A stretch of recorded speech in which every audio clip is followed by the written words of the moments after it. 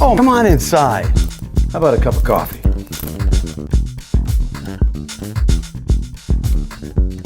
We got 36 years of memories right here. See where we've been for the last 3 decades. Places we've been, the people we've met, I want to share those with you. This is Memories from the Shoebox. We're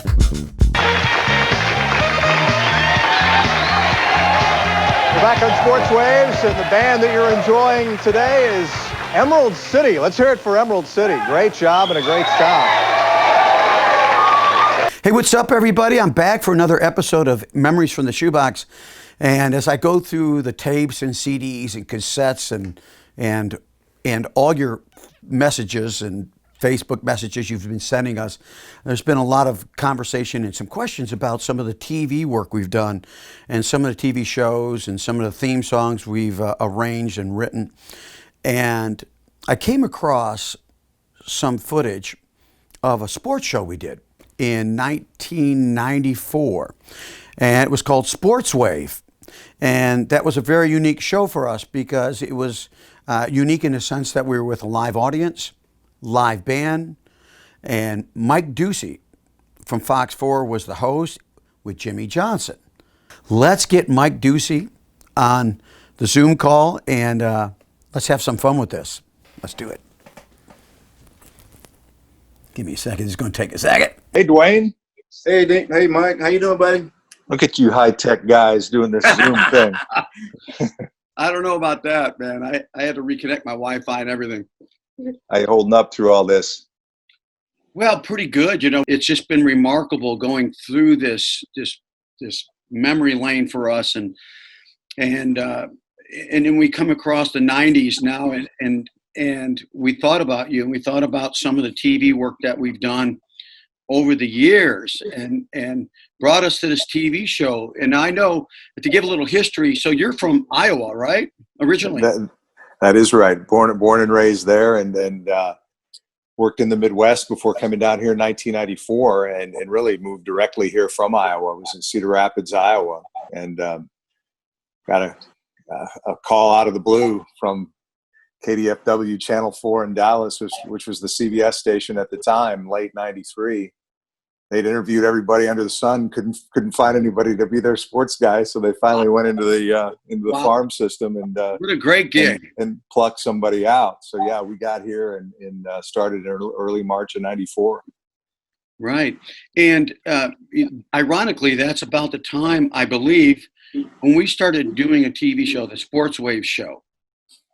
Right? That's right.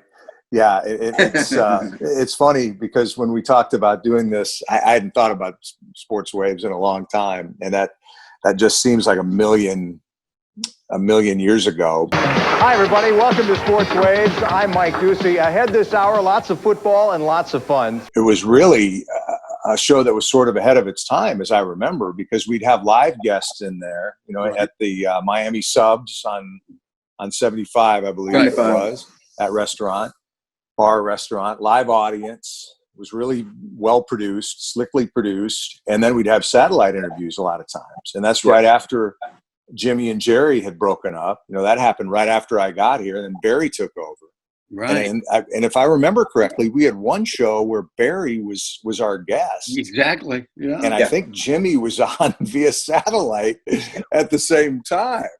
And the producer of the show, Tony Martinez, thought this would be a great idea, you know, and I'm out there and I've got to be the traffic cop between these two. And I think Jimmy kind of found out at the last minute that this was going to happen. And, you know, Jimmy being Jimmy, he wasn't real happy about it. And he started smacking his lips like Jimmy will do. And, you know, Barry's oblivious. He doesn't care. He'll talk to anybody.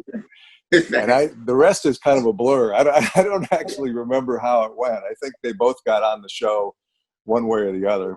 I don't think they ever actually addressed one another, but that was one that I'll remember. But that was a fun show. There was always a lot of energy of that show, and a lot of that was because of you guys. That was a lot of fun. That's kind of how I first got to know you guys. Does any particular guest stick out to you at all? I mean, I don't know, Dwayne. We were talking about Art Donovan. Art Donovan. What He was that guy was a character. That former guy was NFL player. And what do you remember about him? I mean, he was on Carson all the time, right? And he was just this. He was kind of like Bob Uecker was for baseball. That was Art Donovan for football, right? Dwayne, what do you remember about him? Well, he didn't have to take the curse. He was cursing, and I mean everything that came to his mind. He was just talking about it. And I remember you saying, "Guys, tape delay. Can you bleep that?" And there was no bleep at that time. It was live TV, so there was no tape delay. Who was maybe the craziest guy you ever played with? Can you pinpoint a couple for us? I can't tell the stories. The kids in the audience. We had a lot of crazy guys. We had a guy named Bill Pellington. He hit a guy. He tried to clothesline him. You know, you hit him in the throat. You know. He missed and hit his helmet, and he broke his arm. And he played 5 plays with a broken arm. And he come to the defensive line and said, "God damn it, I hurt my arm in that son of a bitch." And sure enough, he did. But that was it. These guys, they were a murder. We had one guy took a man's helmet off and hit him in the face with his own helmet. He says, "I was just minding my own business." We got the tape delay going in the truck, don't we, guys? Oh, it's warm in here. So it was funny. He had the whole audience laughing. You laughing. I mean, everybody cutting up laughing. It was fun. It was a great show for me because being new, it gave me a chance to get to know some of the players outside the locker room. You know, I always remember Michael Irvin coming on for the first time. You know, he and I have a good relationship to this day, in large part because of probably the fact that we got to know each other doing a show like that one.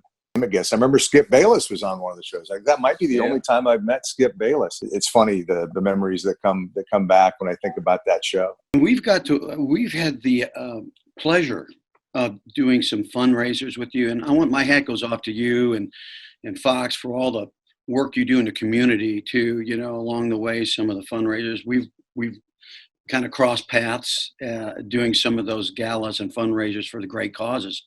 I think we've done Susan Coleman right together, maybe. Yes. Over the years. I believe so. At North Park there, the Dallas Race for the Cure. It's always a fantastic event for us on that Saturday morning, and we go wall-to-wall coverage. And again, you guys just so much a part of the fabric of that. It just adds to the energy and the fun, and that's what people think about when they think of your band. That's for sure. Well, but Nino, did you know Mike can sing too? He's a singer.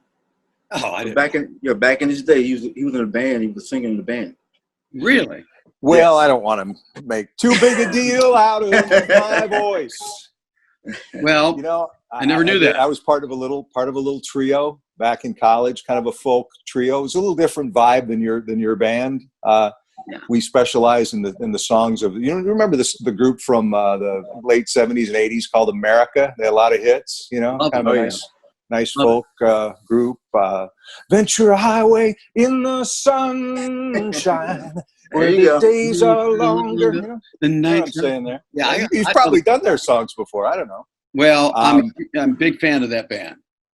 No, anyway, that's why I admire so much what you guys do. And when you're in the studio, you've done Good Day a lot, I know, and stuff. And just to be able to pick up and do it in any circumstance, you've been such a great asset for our community for all these years. And I know it's got to be driving you crazy to not be playing here over the last few months, but you'll be back out there before long and getting people out of the dance floor again and having a good time. And we'll all look forward to that. Absolutely. And when we do run into each other next time, I'll have that song ready for you. I was afraid of that. Yeah, right. No, I'm serious. I mean, you're talking about right up my alley, you know, that when America came out with that record, and it was produced, I believe, by George Martin and Abbey Road Studio. A lot of people don't know that. That was post-Beatles, but and that's one of the reasons why I think that album sounded so great. You know, I never thought of it that way, but it does jump off the page, off the vinyl, doesn't it? Where you hear it, it pops, it's bright. You know, those are the terms. I don't know if I'm using the right terms. Yeah. But it sounds really good to my ear anyway. Yeah. Hey, man, we appreciate you taking a moment and chatting with us and going down memory lane. We really appreciate it so much. And I look forward to seeing you soon. I hope that happens. And maybe we'll come to the studio soon and do a performance. And we'll see you. Yeah. All the best. Thank you. Appreciate it, Mike. Much, Thank you, buddy. Take care. Well, that was fantastic. And we really appreciate Mike taking time out of his day to reminisce with us. 1994. I also found some footage for another sports show we did called Sports Beat with Brady Tinker that I want to touch on because we wrote the theme song for that show.